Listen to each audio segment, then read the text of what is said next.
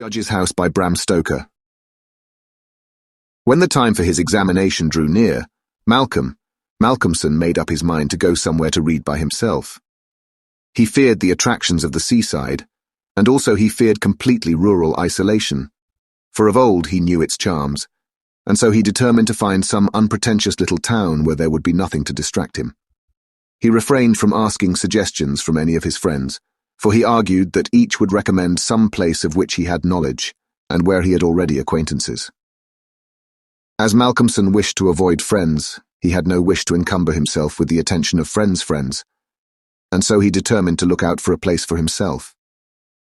He packed a portmanteau with some clothes and all the books he required, and then took ticket for the first name on the local timetable, which he did not know. When at the end of 3 hours' journey he alighted at Benchurch, he felt satisfied that he had so far obliterated his tracks as to be sure of having a peaceful opportunity of pursuing his studies. He went straight to the one inn, which the sleepy little place contained, and put up for the night. Benchurch was a market town, and once in 3 weeks was crowded to excess, but for the remainder of the 21 days, it was as attractive as a desert. Malcolmson looked around the day after his arrival, to try to find quarters more isolated than even so quiet an inn as the Good Traveller afforded. There was only one place which took his fancy, and it certainly satisfied his wildest ideas regarding quiet. In fact, quiet was not the proper word to apply to it. Desolation was the only term conveying any suitable idea of its isolation. It was an old, rambling, heavy-built house of the Jacobean style, with heavy gables and windows unusually small, and set higher than was customary in such houses, and was surrounded with a high brick wall massively built. Indeed, on examination, it looked more like a fortified house than an ordinary dwelling. But all these things pleased Malcolmson, so called locally because it had been many years before. How long she could not say, as she was herself from another part of the country, but she thought it must have been 100 years or more. The abode of a judge who was held in great terror on account of his harsh sentences and his hostility to prisoners at assizes. As to what there was against the house, itself she could not tell. She had often asked, but no one could inform her. But there was a general feeling that there was something, and for her own part she would not take all the money in Drinkwater's bank and stay in the house an hour by herself. Then she apologized to Malcolmson for her disturbing talk.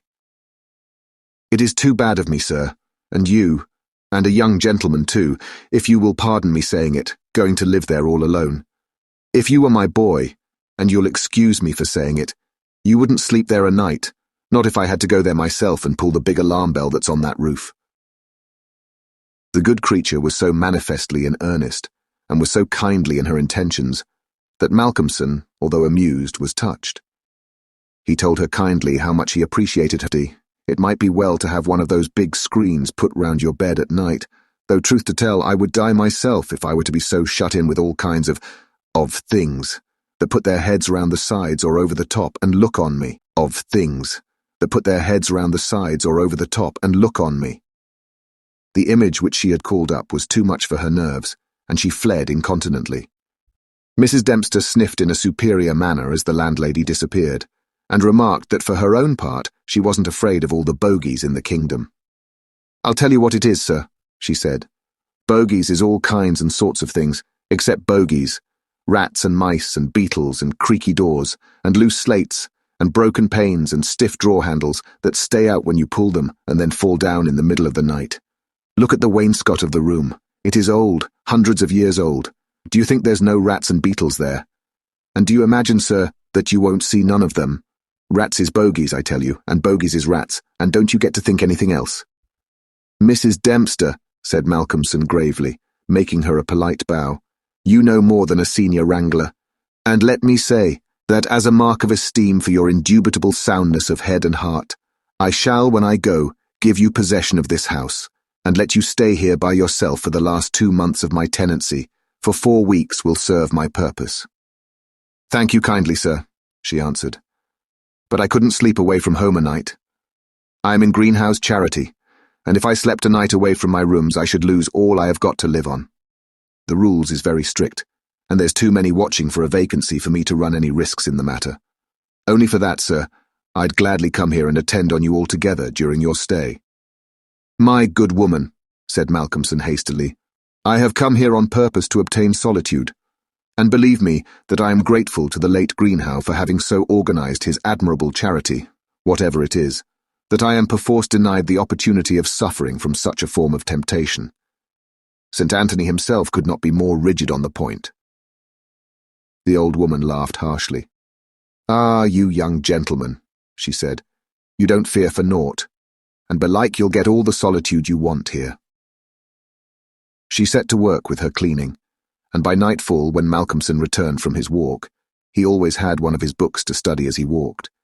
He found the room swept and tidied, a fire burning in the old hearth, the lamp lit, and the table spread for supper with Mrs. Witham's excellent fare. "This is comfort indeed," he said as he rubbed his hands. When he had finished his supper and lifted the tray to the other end of the great oak dining table, he got out his books again, put fresh wood on the fire, trimmed his lamp, and set himself down to a spell of real hard work. He went on without pause till about 11 o'clock, when he knocked off for a bit to fix his fire and lamp, and to make himself a cup of tea. He had always been a tea drinker, and during his college life had sat late at work and had taken tea late. The rest was a great luxury to him, and he enjoyed it with a sense of delicious, voluptuous ease. The renewed fire leaped and sparkled, and threw quaint shadows through the great old room, and as he sipped his hot tea, he revelled in the sense of isolation from his kind. Then it was that he began to notice for the first time what a noise the rats were making. "Surely," he thought, "they cannot have been at it all the time I was reading. Had they been, I must have noticed it." Presently, when the noise increased, he satisfied himself that it was really new. It was evident that at first the rats had been frightened at the presence of a stranger, and the light of fire and lamp, but that as the time went on, they had grown bolder and were now disporting themselves as was their wont. How busy they were, and hark to the strange noises. Up and down behind the old wainscot, over the ceiling and under the floor they raced and gnawed and scratched. Malcolmson smiled to himself as he recalled to mind the saying of Mrs. Dempster, "Bogies is rats, and rats is bogies." The tea began to have its effect of intellectual and nervous stimulus. He saw with joy another long spell of work to be done before the night was past, and in the sense of security which it gave him, he allowed himself the luxury of a good look round the room. He took his lamp in one hand and went all around, wondering that so quaint and beautiful an old house had been so long neglected. The carving of the oak on the panels of the wainscot was fine, and on and round the doors and windows it was beautiful and of rare merit. There were some old pictures on the walls, but they were coated so thick with dust and dirt that he could not distinguish any detail of them, though he held his lamp as high as he could over his head. Here and there as he went round, he saw some crack or hole blocked for a moment by the face of a rat, with its bright eyes glittering in the light, but in an instant it was gone, and a squeak and a scamper followed.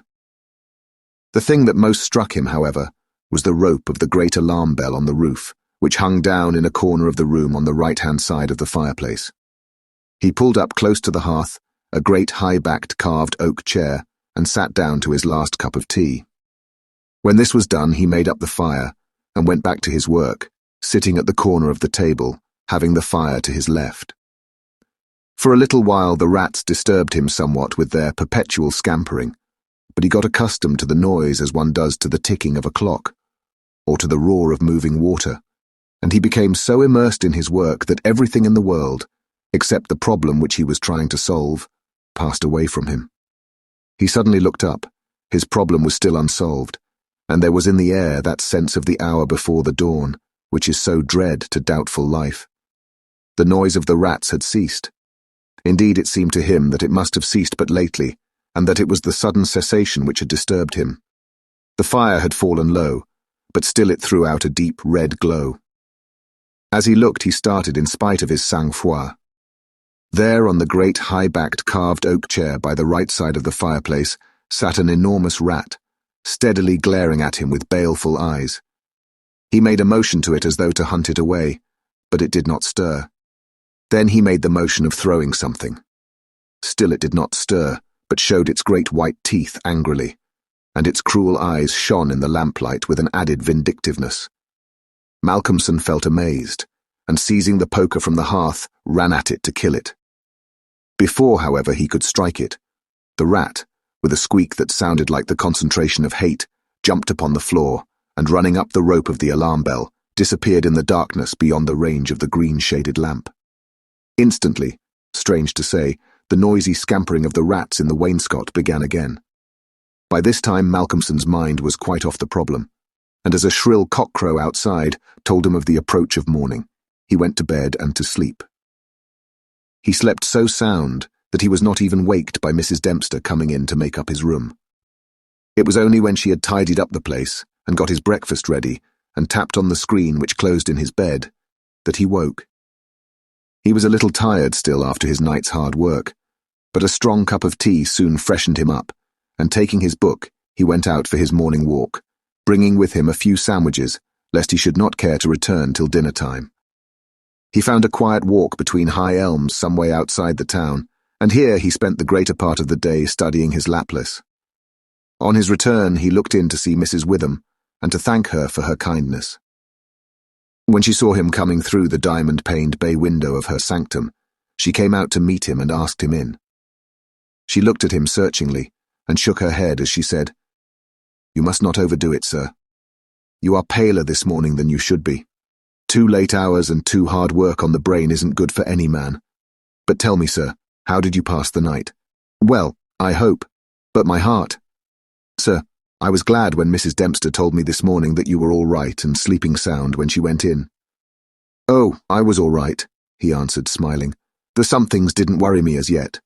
Only the rats, and they had a circus, I tell you, all over the place. There was one wicked-looking old devil that sat up on my own chair by the fire and wouldn't go till I took the poker to him. And then he ran up the rope of the alarm bell and got to somewhere up the wall or the ceiling. I couldn't see where, it was so dark." "Mercy on us," said Mrs. Witham. "An old devil, and sitting on a chair by the fireside. Take care, sir, take care. There's many a true word spoken in jest." "How do you mean? 'Pon my word, I don't understand." "An old devil, the old devil, perhaps. There, sir, you needn't laugh." For Malcolmson had broken into a hearty peal. "You young folks thinks it easy to laugh at things that makes older ones shudder. Never mind, sir, never mind. Please God, you'll laugh all the time. It's what I wish you myself." And the good lady beamed all over in sympathy with his enjoyment, her fears gone for a moment. "Oh, forgive me," said Malcolmson presently. "Don't think me rude, but the idea was too much for me, that the old devil himself was on the chair last night." And at the thought, he laughed again. Then he went home to dinner. This evening, the scampering of the rats began earlier. Indeed, it had been going on before his arrival, and only ceased whilst his presence by its freshness disturbed them. After dinner he sat by the fire for a while and had a smoke, and then, having cleared his table, began to work as before. Tonight the rats disturbed him more than they had done on the previous night. How they scampered up and down and under and over, how they squeaked and scratched and gnawed, how they, getting bolder by degrees, came to the mouths of their holes, and to the chinks and cracks and crannies in the wainscoting till their eyes shone like tiny lamps as the firelight rose and fell. But to him, now doubtless accustomed to them, their eyes were not wicked. Only their playfulness touched him. Sometimes the boldest of them made sallies out on the floor or along the mouldings of the wainscot. Now and again as they disturbed him, Malcolmson made a sound to frighten them, smiting the table with his hand or giving a fierce "hish, hish," so that they fled straightway to their holes. And so the early part of the night wore on, and despite the noise, Malcolmson got more and more immersed in his work. All at once he stopped, as on the previous night, being overcome by a sudden sense of silence. There was not the faintest sound of gnaw or scratch or squeak. The silence was as of the grave. He remembered the odd occurrence of the previous night, and instinctively he looked at the chair standing close by the fireside. And then a very odd sensation thrilled through him. There, on the great old high-backed carved oak chair beside the fireplace, sat the same enormous rat, steadily glaring at him with baleful eyes. Instinctively, he took the nearest thing to his hand, a book of logarithms, and flung it at it. The book was badly aimed, and the rat did not stir, so again the poker performance of the previous night was repeated, and again the rat, being closely pursued, fled up the rope of the alarm bell. Strangely, too, the departure of this rat was instantly followed by the renewal of the noise made by the general rat community.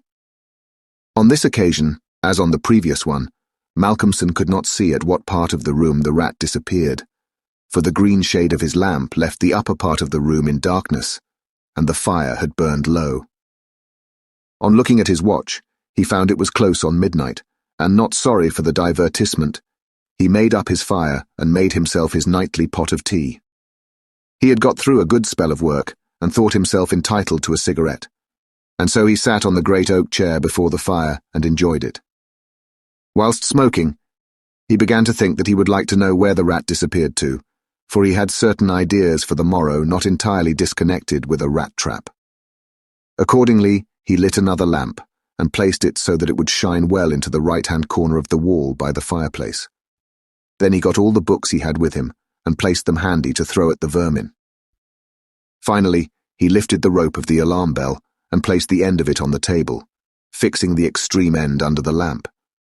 As he handled it, he could not help noticing how pliable it was, especially for so strong a rope, and one not in use. You could hang a man with it, he thought to himself. When his preparations were made, he looked around and said complacently, "There now, my friend, I think we shall learn something of you this time." He began his work again, and though as before somewhat disturbed at first by the noise of the rats, soon lost himself in his propositions and problems. Again he was called to his immediate surroundings suddenly. This time it might not have been the sudden silence only which took his attention. There was a slight movement of the rope, and the lamp moved. Without stirring, he looked to see if his pile of books was within range, and then cast his eye along the rope. As he looked, he saw the great rat drop from the rope on the oak armchair and sit there glaring at him. He raised a book in his right hand, and taking careful aim, flung it at the rat. The latter, with a quick movement, sprang aside and dodged the missile. He then took another book, and a third, and flung them one after another at the rat, but each time unsuccessfully. At last, as he stood with a book poised in his hand to throw, the rat squeaked and seemed afraid. This made Malcolmson more than ever eager to strike, and the book flew and struck the rat a resounding blow. It gave a terrified squeak, and turning on his pursuer a look of terrible malevolence, ran up the chair back and made a great jump to the rope of the alarm bell and ran up it like lightning. The lamp rocked under the sudden strain, but it was a heavy one and did not topple over. Malcolmson kept his eyes on the rat and saw it by the light of the second lamp leap to a moulding of the wainscot and disappear through a hole in one of the great pictures which hung on the wall, obscured and invisible through its coating of dirt and dust. "I shall look up my friend's habitation in the morning," said the student, as he went over to collect his books. "The third picture from the fireplace. I shall not forget." He picked up the books one by one, commenting on them as he lifted them. Conic sections he does not mind, nor cycloidal oscillations, nor the principia, nor quaternions, nor thermodynamics. Now for the book that fetched him. Malcolmson took it up and looked at it. As he did so, he started. A sudden pallor overspread his face. He looked round uneasily and shivered slightly as he murmured to himself, "The Bible my mother gave me. What an odd coincidence." He sat down to work again, and the rats in the wainscot renewed their gambols. They did not disturb him, however. Somehow their presence gave him a sense of companionship. But he could not attend to his work, and after striving to master the subject on which he was engaged, gave it up in despair, and went to bed as the first streak of dawn stole in through the eastern window. He slept heavily but uneasily, and dreamed much, and when Mrs. Dempster woke him late in the morning he seemed ill at ease, and for a few minutes did not seem to realize exactly where he was. His first request rather surprised the servant. "Mrs. Dempster, when I'm out today I wish you would get the steps and dust or wash those pictures, especially that one, the third from the fireplace. I want to see what they are." Late in the afternoon, Malcolmson worked at his books in the shaded walk, and the cheerfulness of the previous day came back to him as the day wore on, and he found that his reading was progressing well. He had worked out to a satisfactory conclusion all the problems which had as yet baffled him, and it was in a state of jubilation that he paid a visit to Mrs. Witham at The Good Traveller. He found a stranger in the cosy sitting room with the landlady, who was introduced to him as Dr. Thornhill. She was not quite at ease, and this, combined with the doctor's plunging at once into a series of questions, made Malcolmson come to the conclusion that his presence was not an accident. So without preliminary he said, "Dr. Thornhill, I shall with pleasure answer you any question you may choose to ask me if you will answer my one question first." The doctor seemed surprised, but he smiled and answered at once. "Done. What is it? Did Mrs. Witham ask you to come here and see me and advise me?" Dr. Thornhill for a moment was taken aback, and Mrs. Witham got fiery red and turned away. But the doctor was a frank and ready man, and he answered at once and openly. "She did, but she didn't intend you to know it. I suppose it was my clumsy haste hat made you suspect. She told me that she did not like the idea of your being in that house all by yourself, and that she thought you took too much strong tea. In fact, she wants me to advise you if possible to give up the tea and the very late hours. I was as a keen student in my time, so I suppose I may take the liberty of a college man, and without offence, advise you not quite as a stranger." Malcolmson, with a bright smile, held out his hand. "Shake, as they say in America," he said. "I must thank you for your kindness, and Mrs. Witham too, and your kindness deserves a return on my part. I promise to take no more strong tea, no tea at all till you let me, and I shall go to bed tonight at 1 o'clock at latest. Will that do?" "Capital," said the doctor.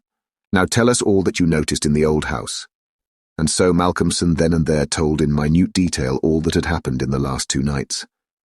He was interrupted every now and then by some exclamation from Mrs. Witham, till finally, when he told of the episode of the Bible, the landlady's pent-up emotions found vent in a shriek, and it was not till a stiff glass of brandy and water had been administered that she grew composed again. Dr. Thornhill listened with a face of growing gravity, and when the narrative was complete and Mrs. Witham had been restored, he asked, "The rat always went up the rope of the alarm bell?" "Always. I suppose you know," said the doctor after a pause, "what the rope is?" "No."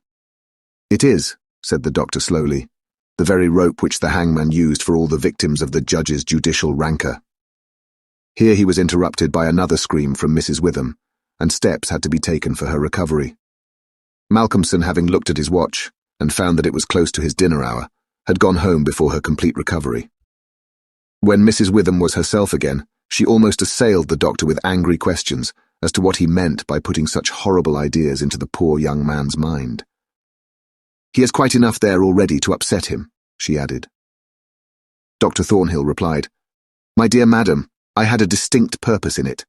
I wanted to draw his attention to the bell rope and to fix it there. It may be that he is in a highly overwrought state and has been studying too much, although I am bound to say that he seems as sound and healthy a young man, mentally and bodily, as ever I saw. But then the rats, and that suggestion of the devil." The doctor shook his head and went on. "I would have offered to go and stay the first night with him, but I felt sure it would have been a cause of offence. He may get in the night some strange fright or hallucination, and if he does, I want him to pull that rope. All alone as he is, it will give us warning, and we may reach him in time to be of service. I shall be sitting up pretty late tonight and shall keep my ears open. Do not be alarmed if Benchurch gets a surprise before morning." "Oh, doctor, what do you mean? What do you mean?" "I mean this, that possibly, nay, more probably, we shall hear the great alarm bell from the judge's house tonight." And the doctor made about as effective an exit as could be thought of. When Malcolmson arrived home, he found that it was a little after his usual time, and Mrs. Dempster had gone away. The rules of greenhouse charity were not to be neglected. He was glad to see that the place was bright and tidy, with a cheerful fire and a well-trimmed lamp. The evening was colder than might have been expected in April, and a heavy wind was blowing with such rapidly increasing strength that there was every promise of a storm during the night. For a few minutes after his entrance, the noise of the rats ceased, but so soon as they became accustomed to his presence, they began again. He was glad to hear them, for he felt once more the feeling of companionship in their noise, and his mind ran back to the strange fact that they only ceased to manifest themselves when that other, the great rat with the baleful eyes, came upon the scene. The reading lamp only was lit, and its green shade kept the ceiling and the upper part of the room in darkness, so that the cheerful light from the hearth spreading over the floor and shining on the white cloth laid over the end of the table was warm and cheery. Malcolmson sat down to his dinner with a good appetite and a buoyant spirit. After his dinner and a cigarette, he sat steadily down to work, determined not to let anything disturb him, for he remembered his promise to the doctor, and made up his mind to make the best of the time at his disposal. For an hour or so he worked all right, and then his thoughts began to wander from his books. The actual circumstances around him, the calls on his physical attention, and his nervous susceptibility were not to be denied. By this time the wind had become a gale, and the gale a storm. The old house, solid though it was, seemed to shake to its foundations, and the storm roared and raged through its many chimneys and its queer old gables, producing strange, unearthly sounds in the empty rooms and corridors. Even the great alarm bell on the roof must have felt the force of the wind, for the rope rose and fell slightly, as though the bell were moved a little from time to time, and the limber rope fell on the oak floor with a hard and hollow sound. As Malcolmson listened to it, he bethought himself of the doctor's words, "It is the rope which the hangman used for the victims of the judge's judicial rancour." And he went over to the corner of the fireplace and took it in his hand to look at it. There seemed a sort of deadly interest in it, and as he stood there he lost himself for a moment in speculation as to who these victims were, and the grim wish of the judge to have such a ghastly relic ever under his eyes. As he stood there, the swaying of the bell on the roof still lifted the rope now and again.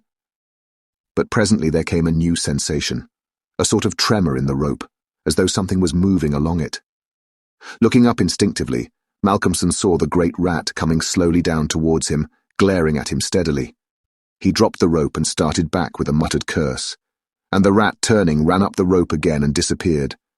And at the same instant, Malcolmson became conscious that the noise of the rats, which had ceased for a while, began again. All this set him thinking, and it occurred to him that he had not investigated the lair of the rat or looked at the pictures as he had intended. He lit the other lamp without the shade, and holding it up went and stood opposite the third picture from the fireplace on the right-hand side, where he had seen the rat disappear on the previous night. At the first glance, he started back so suddenly that he almost dropped the lamp, and a deadly pallor overspread his face. His knees shook, and heavy drops of sweat came on his forehead, and he trembled like an aspen. But he was young and plucky, and pulled himself together, and after the pause of a few seconds stepped forward again, raised the lamp, and examined the picture which had been dusted and washed, and now stood out clearly. It was of a judge dressed in his robes of scarlet and ermine. His face was strong and merciless, evil, crafty, and vindictive, with a sensual mouth, hooked nose of ruddy colour, and shaped like the beak of a bird of prey. The rest of the face was of a cadaverous colour. The eyes were of peculiar brilliance, and with a terribly malignant expression. As he looked at them, Malcolmson grew cold, for he saw there the very counterpart of the eyes of the great rat. The lamp almost fell from his hand. He saw the rat with its baleful eyes peering out through the hole in the corner of the picture, and noted the sudden cessation of the noise of the other rats. However, he pulled himself together, and went on with his examination of the picture. The judge was seated in a great high-backed carved oak chair, on the right-hand side of a great stone fireplace, where, in the corner, a rope hung down from the ceiling, its end lying coiled on the floor. With a feeling of something like horror, Malcolmson recognized the scene of the room as it stood, and gazed around him in an awestruck manner, as though he expected to find some strange presence behind him. Then he looked over to the corner of the fireplace, and with a loud cry, he let the lamp fall from his hand. There in the judge's armchair, with the rope hanging behind, sat the rat with the judge's baleful eyes, now intensified and with a fiendish leer. Save for the howling of the storm without, there was silence. The fallen lamp recalled Malcolmson to himself. Fortunately, it was of metal, and so the oil was not spilt. However, the practical need of attending to it settled at once his nervous apprehension. When he had turned it out, he wiped his brow and thought for a moment. "This will not do," he said to himself. "If I go on like this, I shall become a crazy fool. This must stop. I promised the doctor I would not take tea. Faith, he was pretty right. My nerves must have been getting into a queer state. Funny I did not notice it. I never felt better in my life. However, it is all right now, and I shall not be such a fool again." Then he mixed himself a good stiff glass of brandy and water, and resolutely sat down to his work. It was nearly an hour when he looked up from his book, disturbed by the sudden stillness. Without, the wind howled and roared louder than ever, and the rain drove in sheets against the windows, beating like hail on the glass. But within there was no sound whatever save the echo of the wind as it roared in the great chimney, and now and then a hiss as a few raindrops found their way down the chimney in a lull of the storm. The fire had fallen low and had ceased to flame, though it threw out a red glow. Malcolmson listened attentively, and presently heard a thin, squeaking noise, very faint. It came from the corner of the room where the rope hung down, and he thought it was the creaking of the rope on the floor as the swaying of the bell raised and lowered it. Looking up, however, he saw in the dim light the great rat clinging to the rope and gnawing it. The rope was already nearly gnawed through. He could see the lighter colour where the strands were laid bare. As he looked, the job was completed, and the severed end of the rope fell clattering on the oaken floor, whilst for an instant the great rat remained like a knob or tassel at the end of the rope, which now began to sway to and fro. Malcolmson felt for a moment another pang of terror, as he thought that now the possibility of calling the outer world to his assistance was cut off. But an intense anger took its place, and seizing the book he was reading, he hurled it at the rat. The blow was well aimed, but before the missile could reach him, the rat dropped off and struck the floor with a soft thud. Malcolmson instantly rushed over towards him, but it darted away and disappeared in the darkness of the shadows of the room. Malcolmson felt that his work was over for the night, and determined then and there to vary the monotony of the proceedings by a hunt for the rat, and took off the green shade of the lamp so as to ensure a wider spreading light. As he did so, the gloom of the upper part of the room was relieved, and in the new flood of light, great by comparison with the previous darkness, the pictures on the wall stood out boldly. From where he stood, Malcolmson saw right opposite to him the third picture on the wall from the right of the fireplace. He rubbed his eyes in surprise, and then a great fear began to come upon him. In the centre of the picture was a great irregular patch of brown canvas, as fresh as when it was stretched on the frame. The background was as before, with chair and chimney corner and rope, but the figure of the judge had disappeared. Malcolmson, almost in a chill of horror, turned slowly round, and then he began to shake and tremble like a man in a palsy. His strength seemed to have left him, and he was incapable of action or movement, hardly even of thought. He could only see and hear. There, on the great high-backed carved oak chair, sat the judge in his robes of scarlet and ermine, with his baleful eyes glaring vindictively, and a smile of triumph on the resolute, cruel mouth, as he lifted with his hands a black cap. Malcolmson felt as if the blood was running from his heart, as one does in moments of prolonged suspense. There was a singing in his ears. Without, he could hear the roar and howl of the tempest, and through it, swept on the storm, came the striking of midnight by the great chimes in the marketplace. He stood for a space of time that seemed to him endless, still as a statue, and with wide-open, horror-struck eyes, breathless. As the clock struck, so the smile of triumph on the judge's face intensified, and at the last stroke of midnight, he placed the black cap on his head. Slowly and deliberately, the judge rose from his chair and picked up the piece of the rope of the alarm bell which lay on the floor, drew it through his hands as if he enjoyed its touch, and then deliberately began to knot one end of it, fashioning it into a noose. This he tightened and tested with his foot, pulling hard at it till he was satisfied, and then making a running noose of it, which he held in his hand. Then he began to move along the table on the opposite side to Malcolmson, keeping his eyes on him until he had passed him, when with a quick movement he stood in front of the door. Malcolmson then began to feel that he was trapped, and tried to think of what he should do. There was some fascination in the judge's eyes, which he never took off him, and he had perforce to look. He saw the judge approach, still keeping between him and the door, and raise the noose and throw it towards him, as if to entangle him.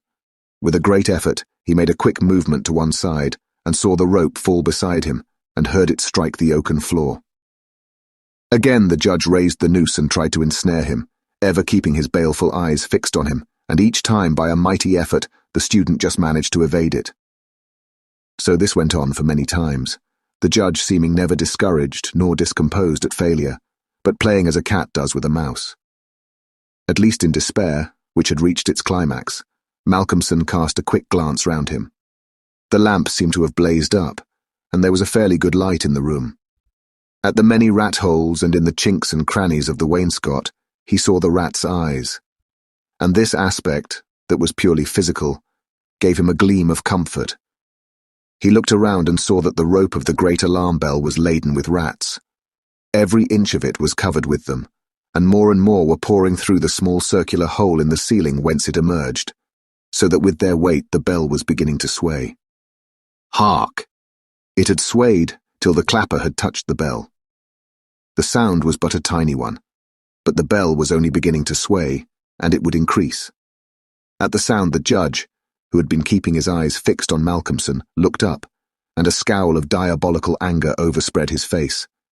His eyes fairly glowed like hot coals, and he stamped his foot with a sound that seemed to make the house shake. A dreadful peal of thunder broke overhead as he raised the rope again, whilst the rats kept running up and down the rope as though working against time. This time, instead of throwing it, he drew close to his victim, and held open the noose as he approached. As he came closer, there seemed something paralyzing in his very presence, and Malcolmson stood rigid as a corpse. He felt the judge's icy fingers touch his throat as he adjusted the rope. The noose tightened. Then the judge, taking the rigid form of the student in his arms, carried him over and placed him standing in the oak chair, and stepping up beside him, put his hand up and caught the end of the swaying rope of the alarm bell. As he raised his hand, the rats fled squeaking and disappeared through the hole in the ceiling.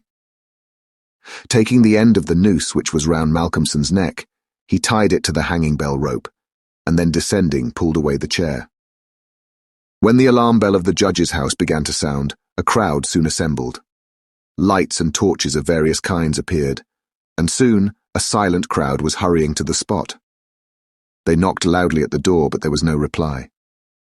Then they burst in the door and poured into the great dining room, the doctor at the head. There, at the end of the rope of the great alarm bell, hung the body of the student, and on the face of the judge in the picture was a malignant smile. Thank you for listening. If you like our recordings, consider liking this video and subscribing to our channel so you don't miss any more audiobooks.